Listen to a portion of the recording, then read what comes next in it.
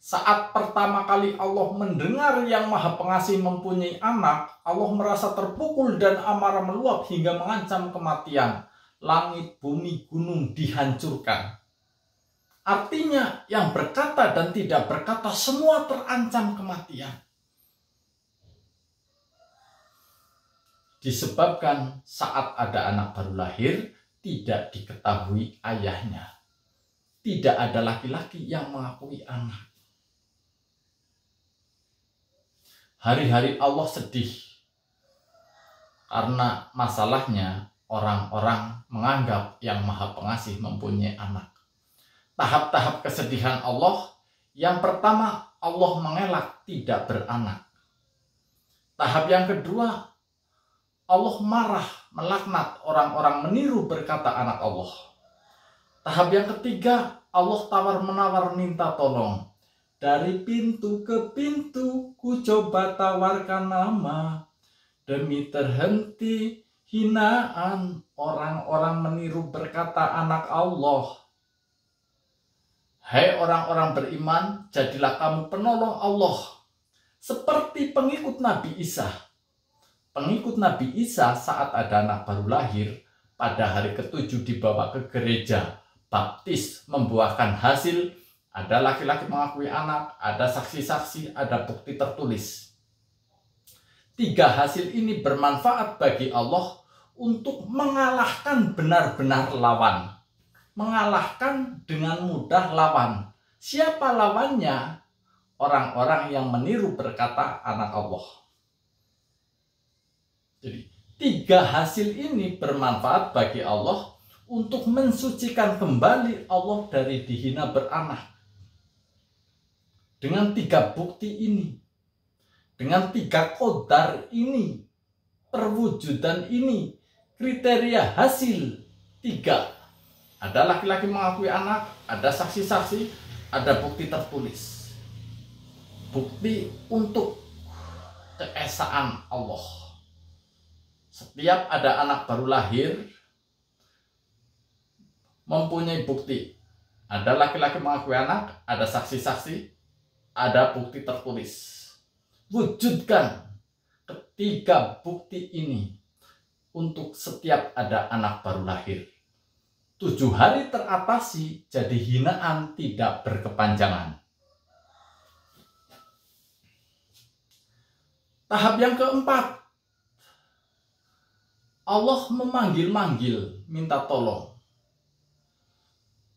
Pintu 1 tidak bisa. Maka Allah pindah ke pintu yang kedua. Pintu yang kedua tidak bisa. Pindah lagi. Sampai dalam kondisi semua pintu yang ada di desa itu dimasuki.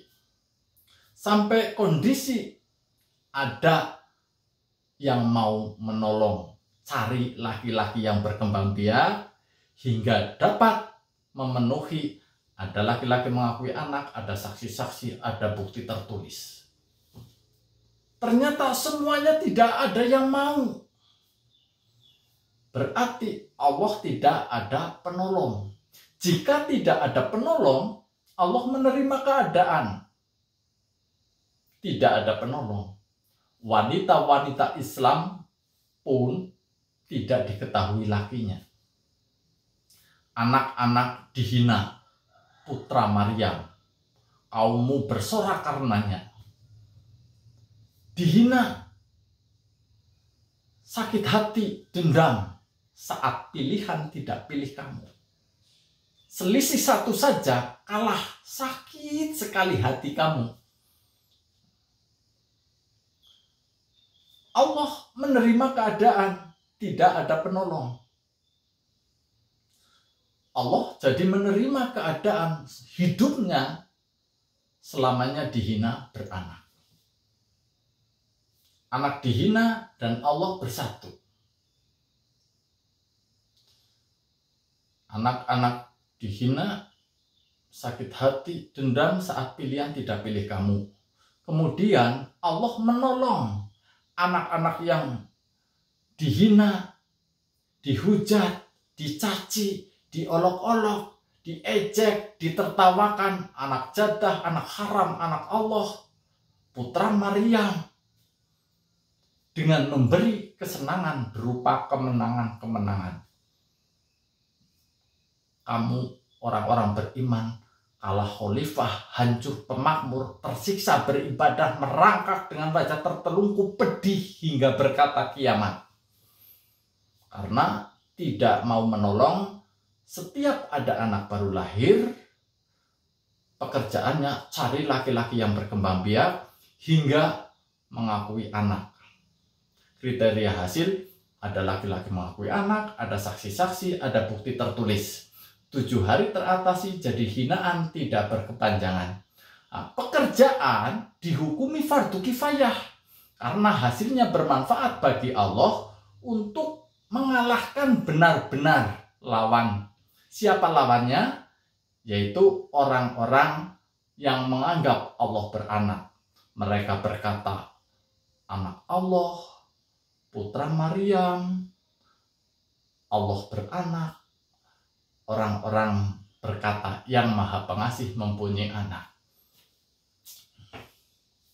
Demikianlah sebenarnya Islam diturunkan dalam rangka perubahan tradisi lisan menjadi tertulis. Setiap anak mempunyai bukti tertulis pengakuan orang tua. Ayah bersaksi, saya bersaksi bahwa anak yang dikandungnya mengalir darah saya. Jadi ada ikrar, ada saksi-saksi, ada bukti tertulis. Untuk menjadi bukti perwujudan qadar dari setiap anak dalam rangka Allah membutuhkan perlu bukti setiap ada anak baru lahir dalam 7 hari teratasi. Itulah mengapa Islam diturunkan dalam rangka Allah meminta tolong, mencari peluang untuk menyucikan kembali Allah dari dihina beranak. Agar Allah tetap esa, dijaga dengan cara setiap ada anak baru lahir, diwujudkan, dikodarkan adanya bukti. Ada saksi-saksi, ada bukti tertulis. Ada pengakuan laki-laki terhadap anak. Baik itu yang dari zina, selingkuh, nikah, iddah, ayah pergi tidak kembali, cari laki-laki yang berkembang biak, hingga ada laki-laki yang mengakui anak. Itulah bab ketauhidan. Demikian.